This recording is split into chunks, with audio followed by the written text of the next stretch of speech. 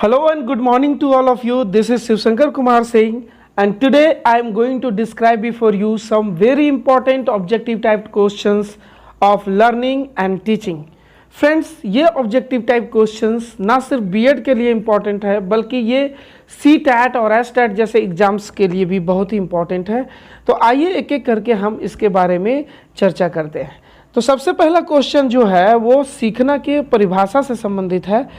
अनुभव एवं प्रशिक्षण द्वारा मानव व्यवहार में परिमार्जन ही सीखना कहलाता है। यह कथन किसका है? A. Gates and others, B. Calvin, C. Skinner या डी.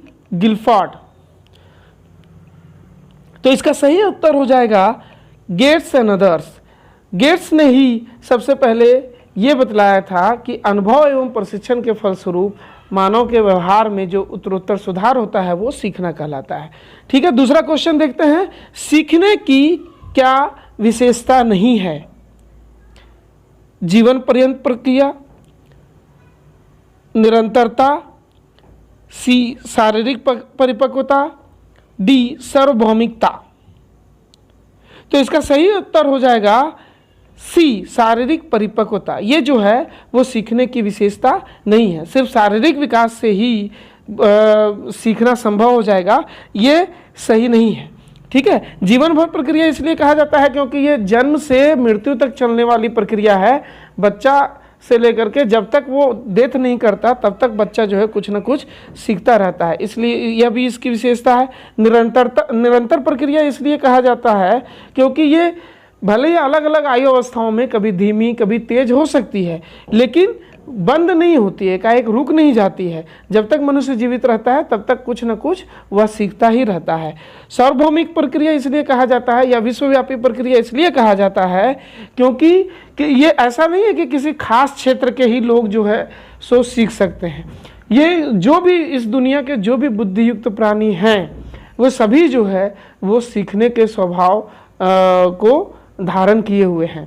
तो मुख्य रूप से कह सकते हैं कि सीखने की विशेषता जो है जीवन पर्यंत प्रक्रिया, ये तीनों है, और सिर्फ शारीरिक परिपक्वता जो है वो सीखने की विशेषता नहीं है। ठीक है, नेक्स्ट हम लोग क्वेश्चन देखते हैं। अधिगम को प्रभावित करने वाले कारक हैं। ए. शारीरिक एवं मानसिक स्वास्थ्य, बी. अभिप्रेरणा, सी. आयु एवं परिपक्वता या डी. उपरोक्त सभी। तो इसका सही उत्तर हो जाएगा उपरोक्त सभी। देखिए, शारीरिक एवं मानसिक स्वास्थ्य भी हमारे सीखने की प्रक्रिया को प्रभावित करता है। अगर हम शारीरिक रूप से स्वस्थ हैं, मानसिक रूप से स्वस्थ हैं, तो कोई भी चीज़ को एकाग्र होकर सीखते हैं और हम जल्दी सीख सकते हैं।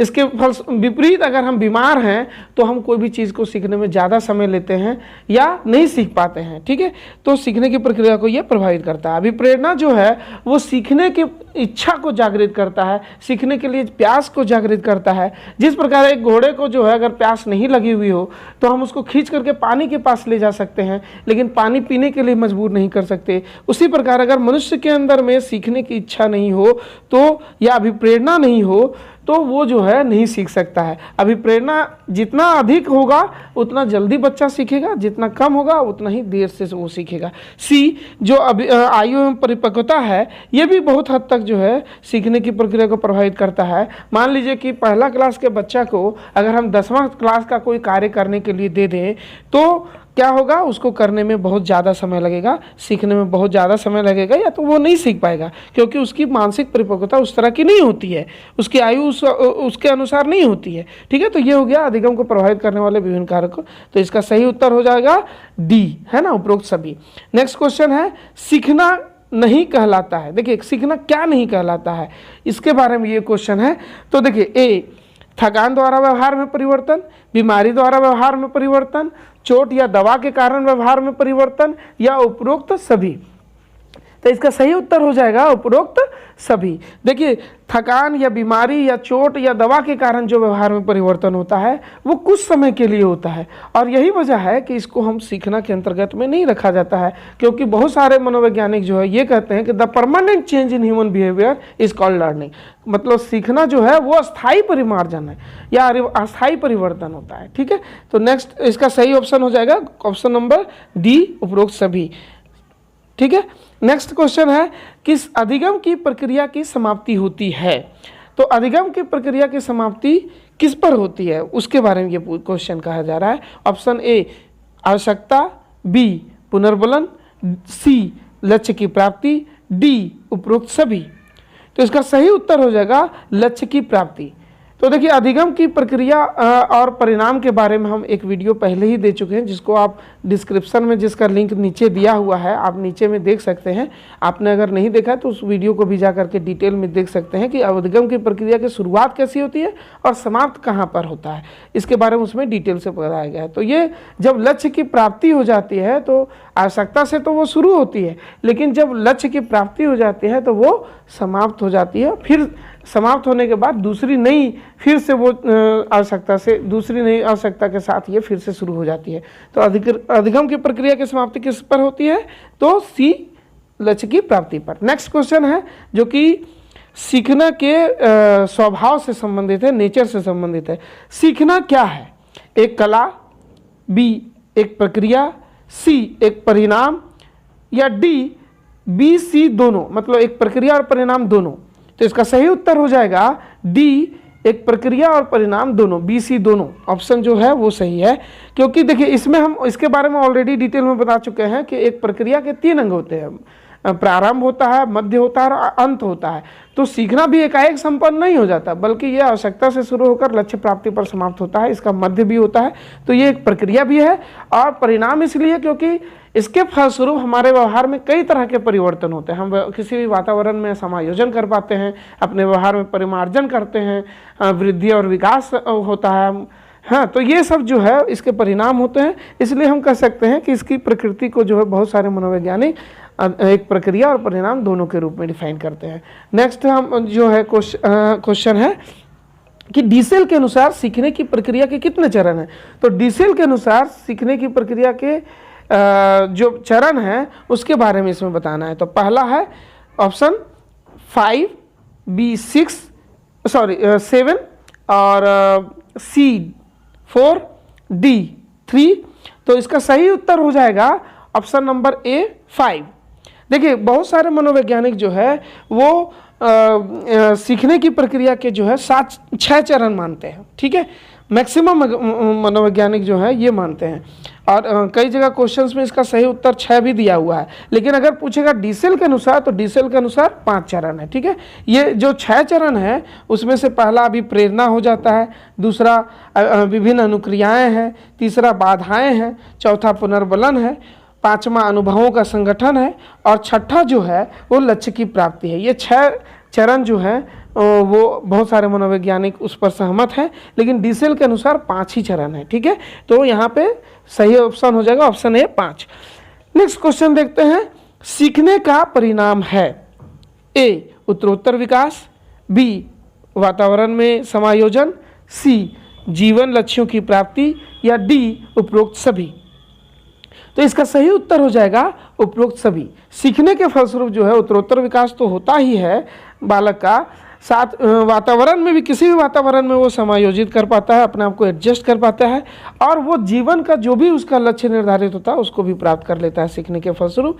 तो ये जो है उपरोक्त सभी सही आंसर हो जाएगा, ठीक है। नेक्स्ट है कि गैने के अनुसार, गैने या गैगने मिलता है आपको, गैने के अनुसार सीखने के कितने प्रकार हैं? ए 5, बी 6, सी 7, डी 8। तो इसका सही उत्तर हो जाएगा 8। देखिए सीखने के जो है 8 प्रकार गैने के अनुसार जो है वो होते हैं, ठीक है, जो कि निम्न से सरल की ओर जाते हैं। पिरामिड के टाइप का हम बना करके पहले ही बता चुके हैं कि ये निम्न से उच्च की ओर या सरल से जटिल की ओर जाते हैं। और सरल से जटिल की ओर कैसे जाते हैं? पहला जो है वो इसका जो मुख्य प्रकार उन्होंने बताया था, जो कि पहला है, उसमें से पहला है संकेत अधिगम, दूसरा है उद्दीपक अनुक्रिया अधिगम, तीसरा है श्रृंखला अधिगम, चौथा है शाब्दिक सहचार्य अधिगम, 5वां है विभेदात्मक अधिगम, 6ठा है संकल्पनात्मक या संप्रत्यात्मक अधिगम, 7वां है सिद्धांत या नियम अधिगम, और 8वां जो है वो समस्या समाधान अधिगम है। मतलब इसका जो सबसे उच्चतम स्तर पर जो है समस्या समाधान अधिगम है, इससे भी संबंधित क्वेश्चन रहता है, और सबसे निम्नतम स्तर पर जो है वो संकेत अधिगम है, ठीक है। नेक्स्ट क्वेश्चन हम लोग देखते हैं। सीखने का सोपानकी या क्रमबद्ध सिद्धांत किसके द्वारा दिया गया है? हिराकिरी थ्योरी ऑफ लर्निंग जो है वो किसके द्वारा दिया गया है? ऑप्शन ए जीन पियाजे, बी लेव वाइगोस्की, सी गैने या डी स्किनर। तो इसका सही उत्तर हो जाएगा गैगने। देखिए ये जो 8 प्रकार थे सीखने के, उसी को जो है सीखने का सोपानकी या क्रमबद्ध सिद्धांत या हिराकिरी थ्योरी ऑफ लर्निंग के नाम से जाना जाता है। ठीक है, तो ये गैने के द्वारा ही दिया गया है। ये एमएड वगैरह के में भी रहता है और बीएड में भी ये है, तो इससे भी संबंधित क्वेश्चंस जो है कई बार पूछा जा सकता है। नेक्स्ट क्वेश्चन है, सीखने का स्थानांतरण के प्रतिपादक माने जाते हैं? ए थॉर्नडाइक, बी स्किनर, सी जूट या डी पियाजे। तो इसका सही उत्तर हो जाएगा थॉर्नडाइक। इससे संबंधित वीडियो जो है हम पहले ही सबसे पहला वीडियो जो है सीखने का स्थानांतरण और इसके प्रकार से संबंधित ही बनाया था, तो उसके बारे में डिटेल से आप देख सकते हैं, नीचे डिस्क्रिप्शन में उसका लिंक दिया हुआ है, आप जा करके उसको फिर से अगर आपने नहीं देखा है तो उसको देख सकते हैं। ठीक है, नेक्स्ट क्वेश्चन है, अधिगम स्थानांतरण के प्रमुख प्रकार हैं। ये भी ट्रांसफर ऑफ लर्निंग से संबंधित है। ठीक है, तो इसका 2 होता है, एक होता है मुख्य प्रकार या और एक होता है गौण। तो मुख्य प्रकार जो है वो मुख्य रूप से 3 माना जाता है, धनात्मक अधिगम स्थानांतरण, ऋणात्मक अधिगम स्थानांतरण और शून्य अधिगम स्थानांतरण। ये तीनों के बारे में डिटेल में उसी वीडियो में बनाए हुए, तो आप चाहे तो उसको देख सकते हैं अगर आपने नहीं देखा है तो। 13 क्वेश्चन नंबर 13 है, अभिप्रेरणा की उत्पत्ति किस लैटिन शब्द से हुई है? ए मोटम, बी मूवेयर, सी ए बी दोनों या डी इनमें से कोई नहीं। तो देखिए अधिकतर बुक्स में जो है कहीं मोटम दिया हुआ रहता है, कहीं मूवेयर दिया रहता है, तो दोनों जो है लैटिन शब्द से अभिप्रेरणा की उत्पत्ति हुई है, तो ए बी दोनों जो है वो सही हो जाएगा। हाँ, दोनों का मूवेयर जो होता है उसका अर्थ हम पहले ही बताए हुए हैं कि टू मूव होता है, गति करना, किसके लिए? तो लक्ष्य प्राप्ति के लिए गति करना, है ना। नेक्स्ट क्वेश्चन है जो कि स्टेटमेंट से संबंधित है। ठीक है, क्वेश्चन नंबर 14, अभिप्रेरणा किसी क्रिया को शुरू करने, जारी रखने या नियमित करने की प्रक्रिया है, यह किसका कथन है या किसने कहा? ठीक है, तो A Thorndike, B Woodworth, C Goods and others, D Skinner. तो इसका सही उत्तर हो जाएगा गुड्स एंड अदर्स। ठीक है, इन्होंने ही जो है अभिप्रेरणा को शुरू करने, जारी रखने और नियमित करने की प्रक्रिया का है। नेक्स्ट क्वेश्चन है, जीन पियाजे कहाँ के निवासी थे? ये बहुत इंपॉर्टेंट क्वेश्चन है, कई बार सी टैट्स वगैरह में भी पूछा जा चुका है, कई सारे टैट्स में पूछा जा चुका है। तो इसका उत्तर भी हमने जो है वो संज्ञानात्मक विकास सिद्धांत का जो जीन पियाजे वाला वीडियो है उसमें भी मैंने दिया है। तो उसमें मैंने बताया था कि इनका जो जन्म है वो स्विट्जरलैंड के न्यूचैटल में हुआ था और मृत्यु भी जो है स्विट्जरलैंड के ही जनेवा में हुआ था। तो मुख्य रूप से ये जो है स्विट्जरलैंड के रहने वाले थे। नेक्स्ट क्वेश्चन देख लेते हैं, सीखने का हृदय या आत्मा कही जाती है? ए पुनर्बलन को, बी अभिप्रेरणा को, सी अनुभव को या डी संज्ञान को। तो इसका सही उत्तर हो जाएगा अभिप्रेरणा को। बिना अभिप्रेरणा के जो है सीखने की प्रक्रिया नहीं हो सकती है। सीखने के पीछे अभिप्रेरणा का ही हाथ होता है, इसी कारण से जो है सीखने को हृदय या आत्मा कहा जाता है। किसको? अभिप्रेरणा को। ठीक है, नेक्स्ट क्वेश्चन है, संज्ञानात्मक विकास की पहली अवस्था है? ए संवेदी पेशीय अवस्था, बी पूर्व संक्रियात्मक अवस्था, सी मूर्त संक्रियात्मक अवस्था या डी अमूर्त संक्रियात्मक अवस्था। तो इसका सही उत्तर हो जाएगा संवेदी पेशीय अवस्था, जिसको हम इंद्रिय गामक अवस्था या संवेदी पेशीय अवस्था के नाम से भी, सेंसरी मोटर स्टेज के नाम से भी जानते हैं। ठीक है, नेक्स्ट क्वेश्चन हो जाता है, तो इसका सही उत्तर हो गया वही ए संवेदी पेशीय अवस्था, ये पहली अवस्था है संज्ञानात्मक विकास के। ठीक है, 18वां क्वेश्चन हम लोग देख लेते हैं, जीववाद का उदय संज्ञानात्मक विकास के किस अवस्था में होता है? ठीक है, एनानिज्म जो है उसका उदय किस में होता है? ठीक है, तो संवेदी गत्यात्मक अवस्था, बी पूर्व संक्रियात्मक अवस्था, सी मूर्त संक्रियात्मक अवस्था या डी अमूर्त संक्रियात्मक अवस्था। तो तो इसका सही उत्तर हो जाएगा पूर्व संक्रियात्मक अवस्था में। देखिए जीववाद क्या होता है कि इसमें बच्चा जो है निर्जीव चीज को भी सजीव समझने लगता है। इस जो भावना का उदय जो है वो क्या होता है, पूर्व संक्रियात्मक अवस्था में होता है। इसमें क्या होता है कि जितने भी निर्जीव चीज़ें जो कि जैसे मूव कर रही हैं, जैसे पंखा हो गया, गाड़ी हो गया, ये सब कोई बच्चा जो है वो समझ लेता है कि ये सब सजीव चीज़ है। ठीक है, नेक्स्ट क्वेश्चन हम लोग देख लेते हैं। एनिमल इंटेलिजेंस किसकी रचना है?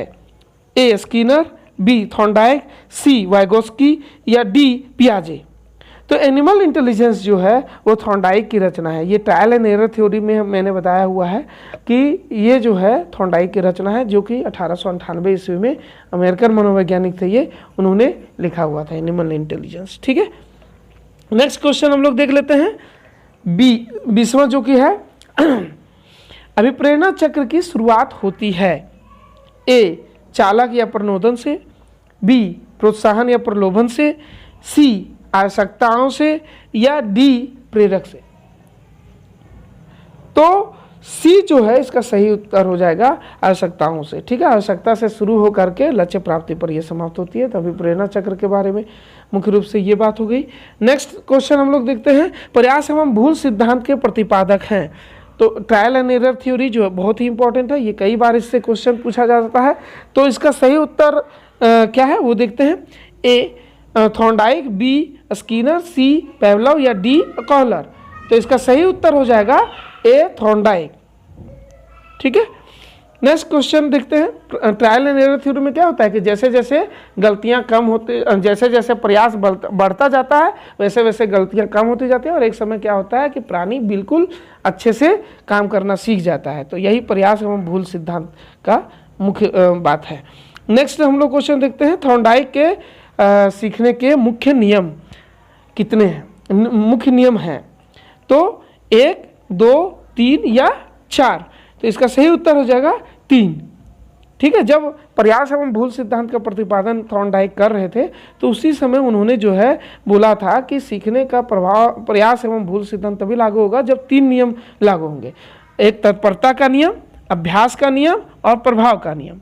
ठीक है, law of readiness, law of practice and law of effect. तो ये अफेक्ट जो है ये तीनों अगर रहेगा तभी जो है ये नियम लागू होंगे, उन्होंने ये कहा हुआ था। ठीक है, तो सीखने के मुख्य कितने नियम हैं? 3 नियम है थॉर्नडाइक के अनुसार। नेक्स्ट क्वेश्चन हम लोग देखते हैं। स्कीमा का अर्थ है, हिंदी अर्थ है, स्कीमा का हिंदी अर्थ है तो ए आरेख, बी वेन आरेख, सी उत्तेजक या डी पुनर्बलक। इसका सही उत्तर हो जाएगा ए आरेख। इसके बारे में भी जो है मैंने संज्ञानात्मक विकास सिद्धांत के जो वीडियो है उसमें मैंने बताया हुआ है। ठीक है, नेक्स्ट क्वेश्चन हम लोग देखते हैं 24वां। पेवलोव ने किस जीव पर प्रयोग किया था? पेवलोव जो है जिनका अपने सिद्धांत में अनुबंधन सहज क्रिया सिद्धांत में किस पर प्रयोग किया हुआ था उसके बारे में इसमें पूछा गया है। ए बिल्ली पर, बी कुत्ता पर, सी चूहा पर या डी चिंपैंजी पर। तो इसका सही उत्तर हो जाएगा बी कुत्ता पर। ठीक है, उन्होंने कुत्ता पर ही जो है सो इस पर मुख्य रूप से प्रयोग किया हुआ था। नेक्स्ट क्वेश्चन है।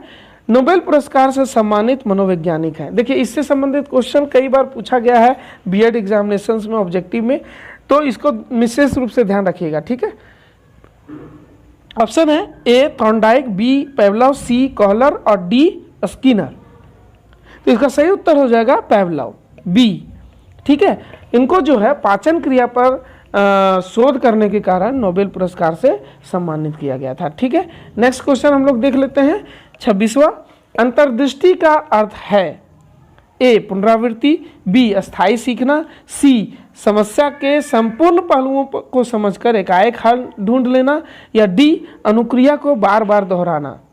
तो इसका सही उत्तर हो जाएगा समस्या के संपूर्ण पहलुओं को समझकर अचानक से हल ढूंढ लेना, समस्या का हल ढूंढ लेना। ठीक है, ये ऑप्शन नंबर सी सही उत्तर हो जाएगा। नेक्स्ट क्वेश्चन हम लोग देखते हैं। ये अंतर्दृष्टि सिद्धांत जो है वो इनसाइड थ्योरी ऑफ लर्निंग जो कि कॉहलर के द्वारा दिया गया है, उसके या सूझ सिद्धांत जिसको हम कहते हैं उससे लिया गया है। ठीक है, नेक्स्ट क्वेश्चन हम लोग देखते हैं। पुनर्बलन का अर्थ है, ये बहुत ही इंपॉर्टेंट टॉपिक है और इससे संबंधित कई तरह के प्रश्न पूछे जाते हैं पुनर्वलन से संबंधित, और ये मनोवैज्ञानिक शब्द भी है। तो एक तरह से इसको हम कह सकते हैं कि एक तरह का दिया जाने वाला प्रोत्साहन, रीइंफोर्समेंट, ठीक है। तो इसका ऑप्शन है ए, किसी अनुक्रिया को बार बार दोहराने की संभावना का बढ़ना, बी, समस्या के संपूर्ण पहलुओं को समझकर एकाएक हल ढूंढना, सी, सूझ एकाएक, या डी, पुनरावृत्ति करना।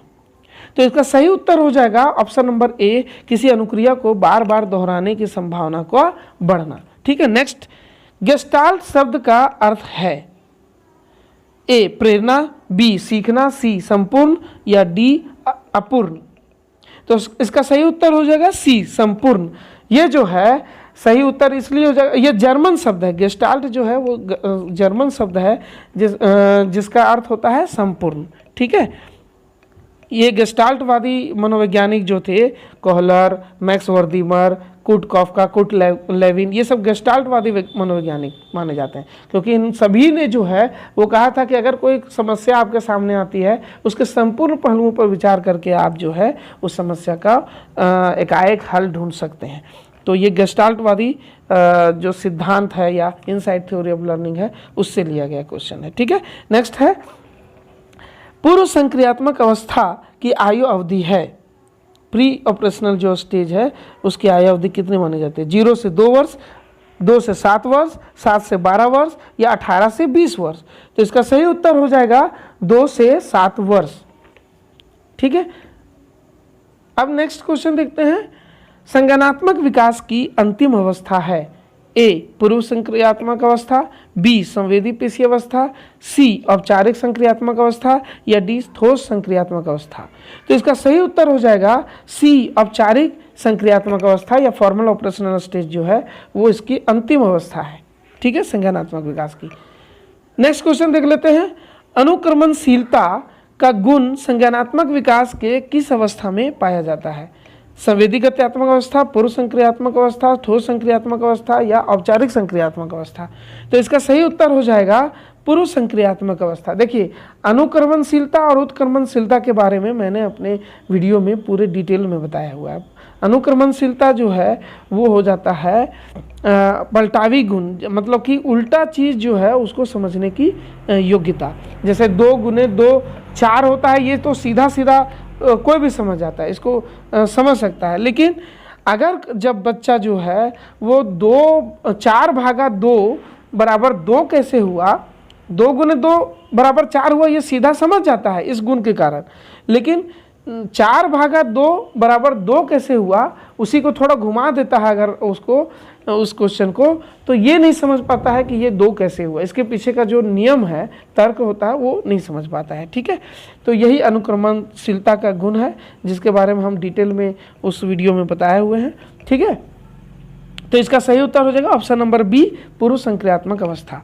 नेक्स्ट क्वेश्चन देखते हैं, शिक्षण की प्रक्रिया की पहली अवस्था है पूर्व क्रियात्मक अवस्था, मूर्त क्रियात्मक अवस्था, उत्तर क्रियात्मक अवस्था, या अंतः क्रियात्मक अवस्था।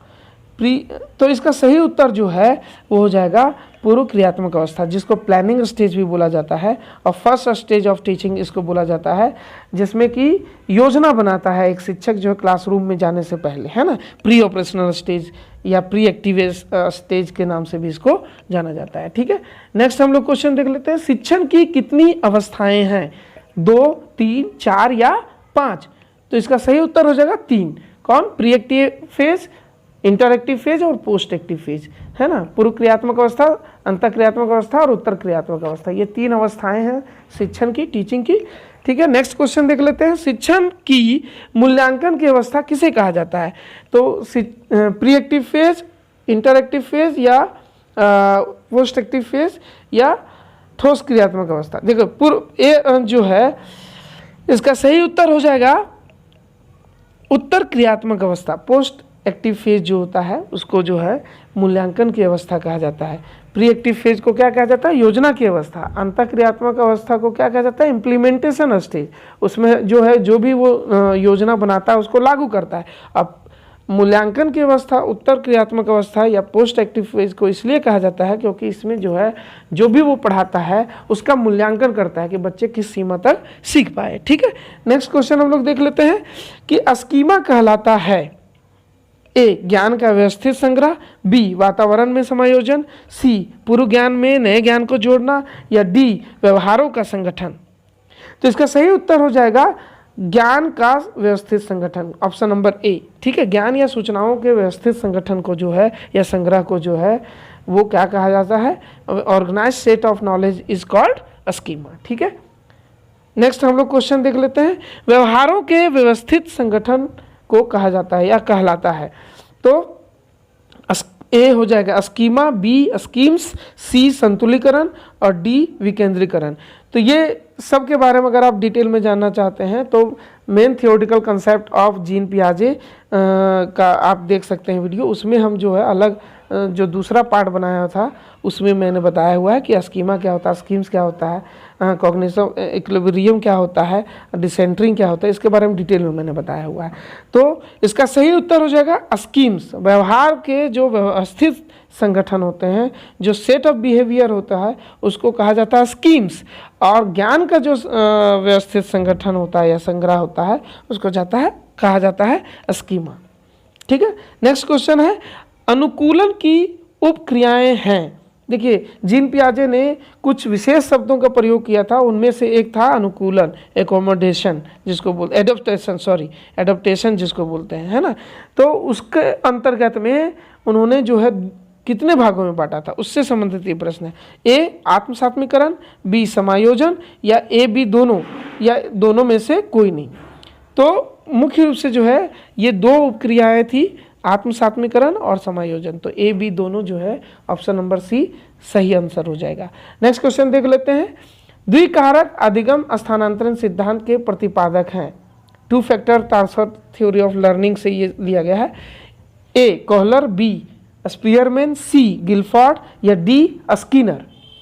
तो सही उत्तर हो जाएगा स्पीयरमैन।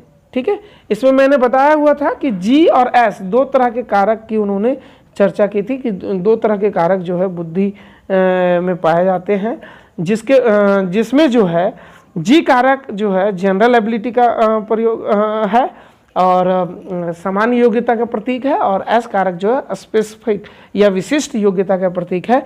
तो ये जो है इसके बारे में डिटेल में जो है वो नेक्स्ट वीडियो में भी बताएंगे, और ये देख इसका जो सही उत्तर हो जाएगा वो हो जाएगा ऑप्शन नंबर बी स्पीयरमैन।